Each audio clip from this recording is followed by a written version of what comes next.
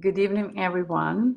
Um, Welcome to our weekly lectures with Dr. Cohen, which we've been doing now for good evening, everyone. I don't know if you saw because computer was delayed, but welcome to Dr. Cohen Lectures as usual, every Monday at 7 p.m.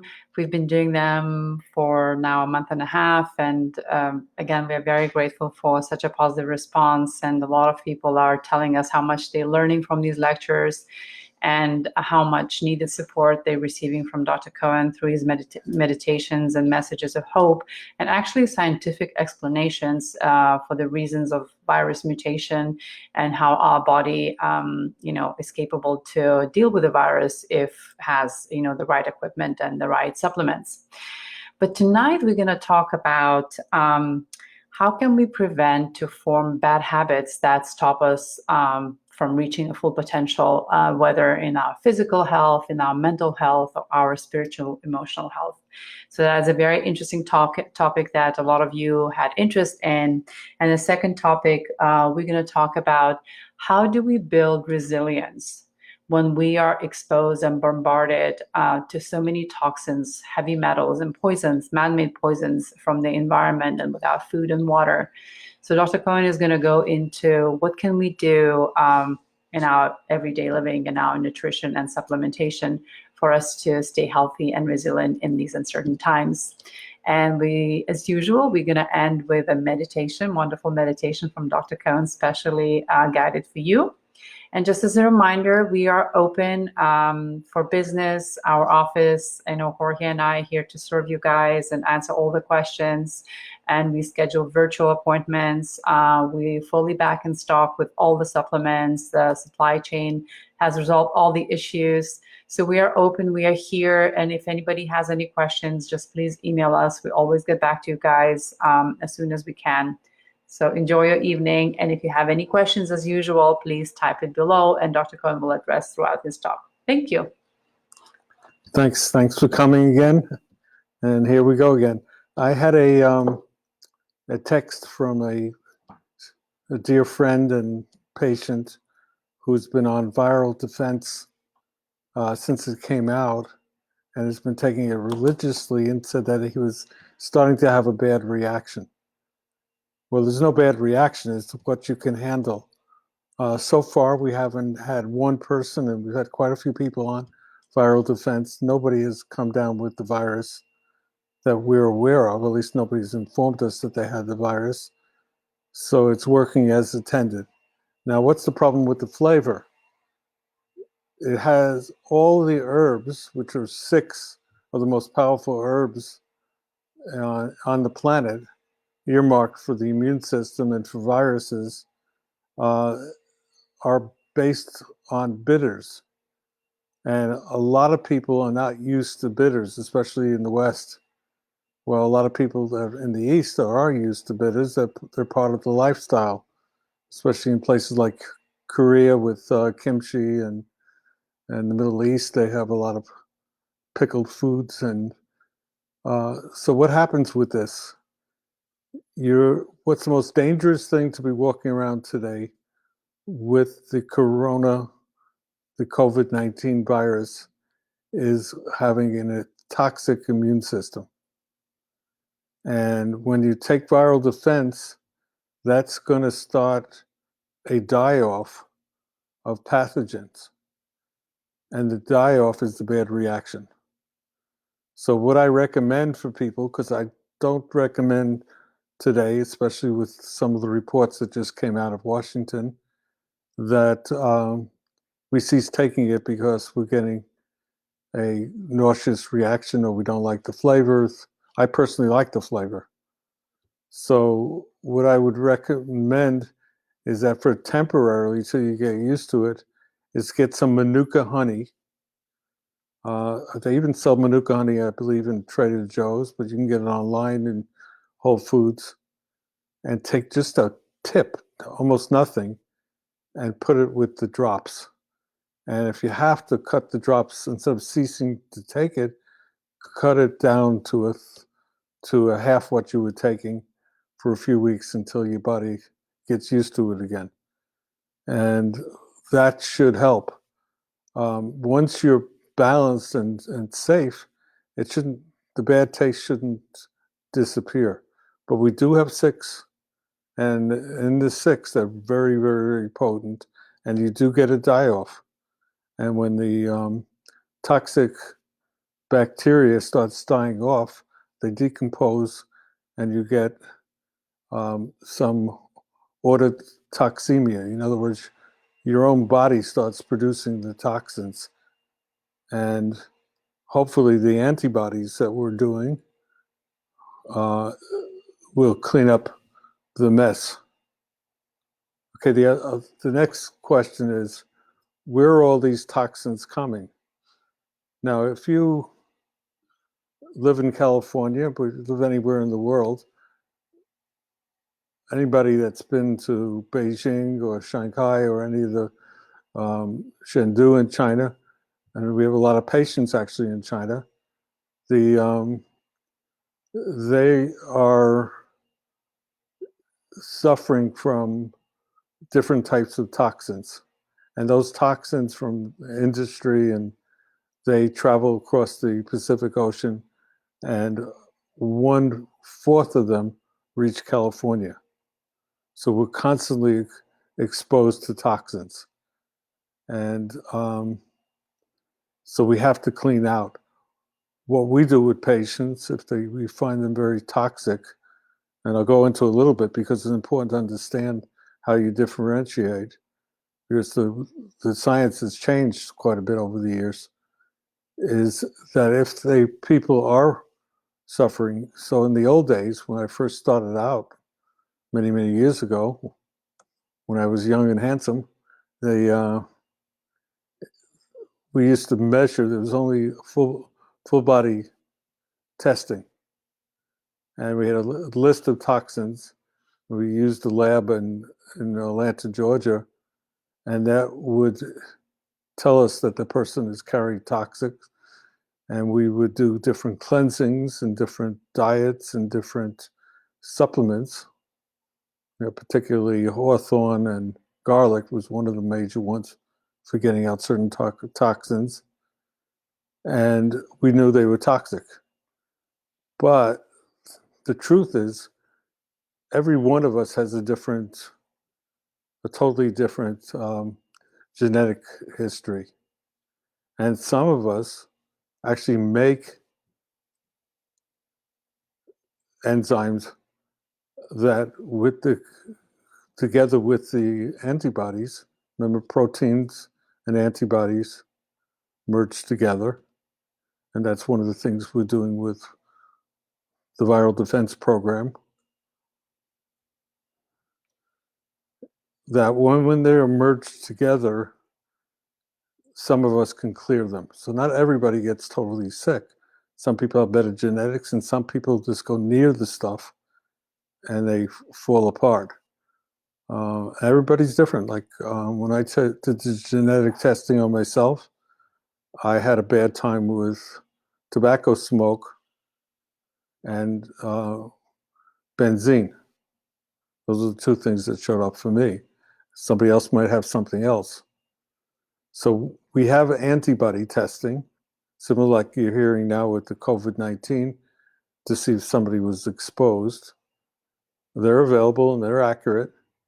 And that can tell us now which ones are causing damage, which we didn't have before. And so it wasn't just that you were poisoned, but whether the poison was actually destroying your physiology. And so that's extremely important. So if you have ongoing symptoms, there's a test of antibody tests for man-made toxins, and we can measure how serious the damage is going on. And then we have people that lived in a toxic environment, and hardly any damage is going on. So there's a great deal of individuality that goes on with that. And there's now so much more tests and so many things that before we had no way of objectifying and now we can take in the individuality in the toxins. Now, what happens in evolutionary biology? How did we evolve? How did I survive and you survive, or our ancestors, in a environment that's both toxic, can be both toxic, but full of predation? Life, a mammalian life, is subject to predation, which is somebody's always hunting something. And we suffer the remnants of that in terms of the anxiety and arousal. And that was meant so we could be aware that there's a dangerous predator that wants to eat us for dinner when we're out in the jungle. And then what happens with habits, we're designed, which is a difficult one for most people to understand. I have to repeat it quite a few times.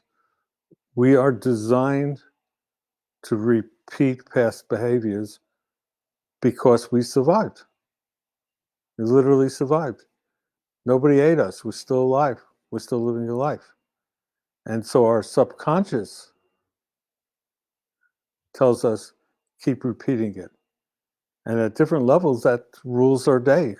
So even if something is, I hear a lot of people get addicted because it calms their reactivity. But what happens is that they not only get repeating it, but it's actually doing them harm and they can't stop. A lot of people say they do that with relationships. A lot of people do that with habits of diet and alcohol or drugs. And what our subconscious is telling us is keep doing it because it worked. You're still alive. If it didn't work, you'd be dead. And so how do we overcome that? So, Dr. Cohen, so what you're really saying is no matter how good or bad the habit is, your subconscious doesn't judge it, right? So it's going to keep on making you keep on eating that food, I don't know, smoking that cigarette, drinking that alcohol, no matter what consequences are on the physical level. But because you've survived so far, it's going to encourage you taking that path forward. Correct. It's a survival mechanism. And if that doesn't work, it'll give you anxiety.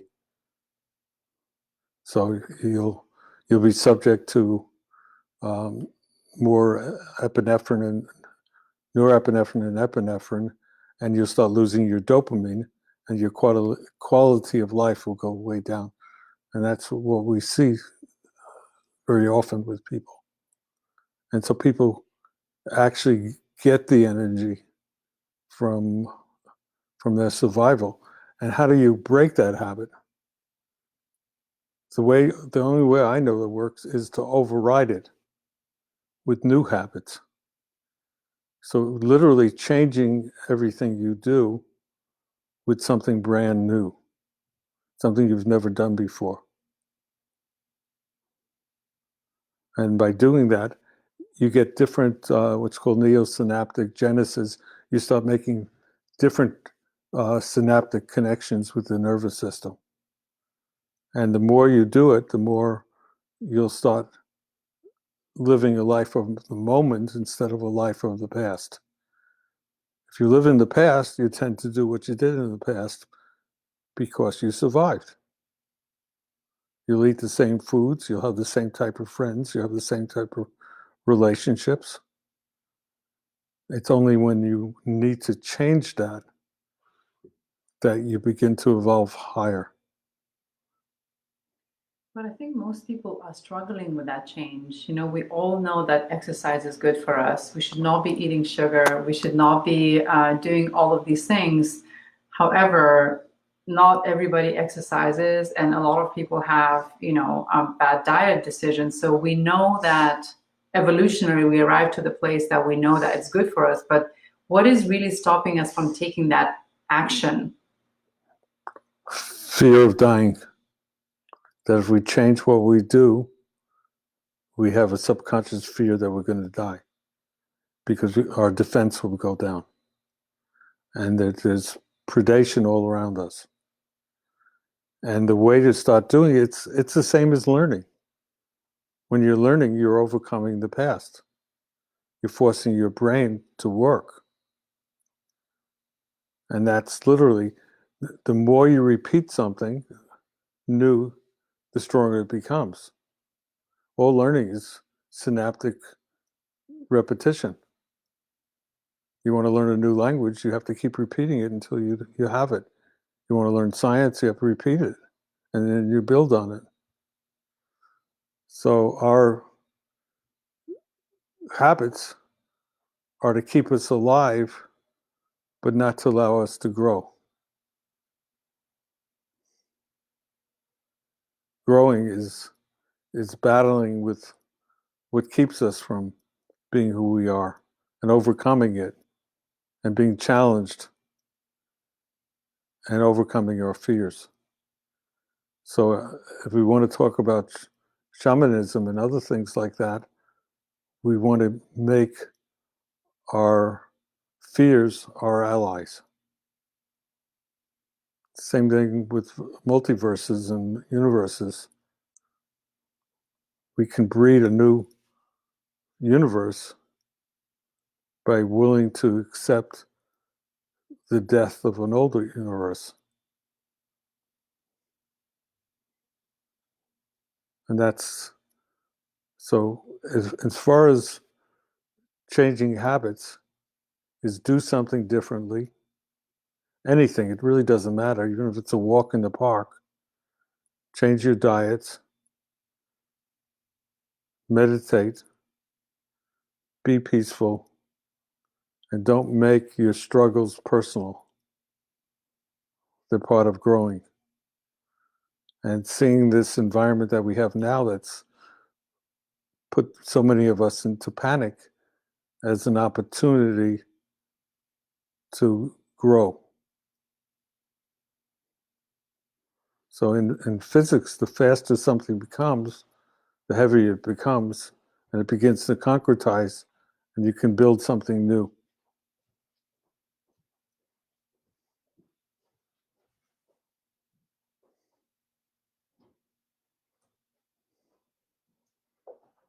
Okay. Let's go.